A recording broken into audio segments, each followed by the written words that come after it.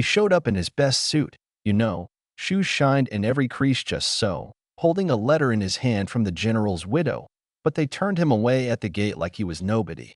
That's how it started for Clarence Delroy, 82 years old, stepping off the train in D.C., the kind of man who does things right even when nobody's watching, not for show, but because it matters to him, at least. He gets to Union Station, moving a little slow but with purpose, tugging on the cuffs of his shirt, glancing at the city humming around him, but not really seeing it. He's got one thing on his mind: paying respects to a man who saved his life more than once. And who he saved right back. I in the taxi to Arlington, the driver's making small talk, chewing gum, talking about a big funeral for a four-star general today, like it's just another story, but Clarence just nods. Yeah, he was a good man. The drive is quiet, the city drifting past, and Clarence's thoughts wander way back to stickball games in Alabama, watermelon in the summertime, and the first time he met Thomas Becket, the preacher's kid and the mill kid, thick as thieves since '49. They fought in the same war. Only one came home with medals, but what mattered wasn't what you pinned on your chest. It was who'd watch your back in the jungle. He steps out at Arlington, adjusting his collar, envelope in hand, handwritten. From Rebecca Becket herself. Please escort to front. Sincerely, Rebecca Becket. The kind of thing that should mean something, right? He's steady, heart heavy but not shaking, and he heads for the gate, just hoping the years of loyalty and friendship will count for something. That's when trouble starts.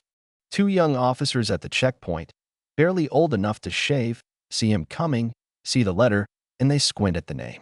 Are you on the official list? One asks, and Clarence just shakes his head. He was told this would do. Served with the general, saved his life. They're polite, tight smiles, but they don't budge. Orders from the family liaison. We need names through the master list. So Clarence just stands there, feeling the ache in his knees from the long ride, hat in hand, eyes drifting back to the neat rows of chairs and the black hearse up ahead, wondering how many people here actually knew the man they're burying.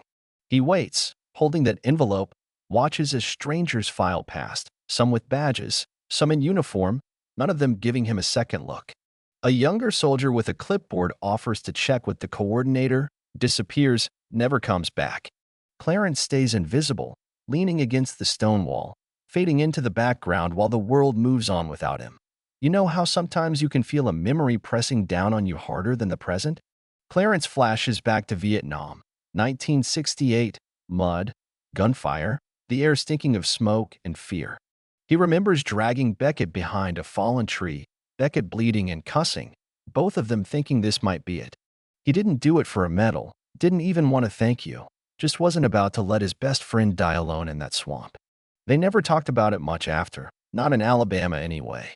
Some things were better left between brothers. Back in the now, the ceremony starts without him. Clarence stands by, feeling small but not bitter. He's got that letter. He's got an old armband Becket made for him out of a torn uniform, initials stitched by hand. He slips it on his wrist, a private badge nobody else sees, just something to remind himself he belongs here. No matter what the list says. That's when it happens, when the world turns. From across the field, a four-star general, Callister, strides over, boots crisp on the pavement, medals catching the sun, the kind of man everybody stands up for. He stops by a staff sergeant, nods toward Clarence.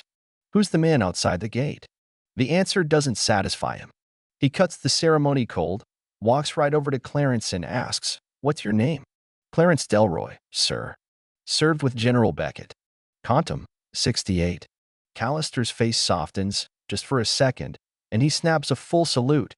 Real, respectful, the kind of thing you only give someone who's earned it. "Would you allow me the honor of escorting you to your seat?" Callister offers his arm, and together they walk down that aisle, through a sea of uniforms and whispered questions, straight to the front row. Rebecca Becket, the widow, stands, tears in her eyes. "I told you he'd come." She holds his hand, and for the first time all day, Clarence knows he's right where he's supposed to be. The service goes on, flag draped over the casket, stories about duty and legacy, but Clarence isn't listening. He's thinking about afternoons on the porch with Tom, about fixing water heaters and sitting in silence, about what real friendship looks like when the cameras are gone. Beckett's son leans over, says, "Thank you." Dad said you were the reason he ever came home. Clarence just nods. Yeah, we kept each other alive. When the ceremony ends, Rebecca gives Clarence the folded flag. Tom wanted you to have it. He tries to protest, but she won't let him. Then she hands him a letter from Tom, written in that shaky, familiar scrawl. One last message. If you're reading this, I made it where you can't follow. Not yet anyway. You don't need rank to save a man's life. You don't need a title to be his brother. If I have one regret, it's not speaking your name louder. You mattered to me. Always, your brother, Tom. Clarence holds the letter and flag, tears slipping down his cheek. Not for the cameras, not for the crowd, just because sometimes a goodbye sneaks up on you slow and quiet. Then, as the last chairs are being packed away, Clarence walks to the casket, lays Tom's old dog tags on the wood, says a few words about rusted ladders, broken arms, and the kind of love that never asks for recognition. He thanks God for letting them grow old, even if they didn't grow old together. The sun's out, wind rustling the leaves, and Clarence walks away, slow, proud, steady, down the path past the empty chairs, back into a world that maybe noticed him for a moment but will move on soon enough. A week later, he's on a neighbor's porch fixing a door, sipping lemonade, when a kid shows him a viral video. Four-star General stops funeral for a stranger. Clarence just laughs. That wasn't for the cameras, son. That was just a man doing right by another man. He sends Callister a thank you note. No return address. Life goes on. He organizes books at the high school library, fixes window screens for widows, nods at people in the store who recognize him from that video. But the real moments, the ones that matter, are quiet.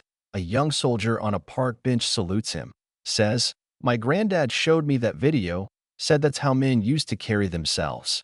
Clarence just tips his hat, because it was never about recognition, not for him or for Tom, just about showing up, keeping your word, and being seen when it matters most. If this story meant something to you, share it with someone who deserves to be remembered. And if you've got a Clarence in your life, someone who's walked beside you through the fire, don't wait for the right moment. Let them know now. Because sometimes the smallest acts, being seen, being honored, being heard, mean more than 1,000 medals or 1,000,000 views. You know what I mean?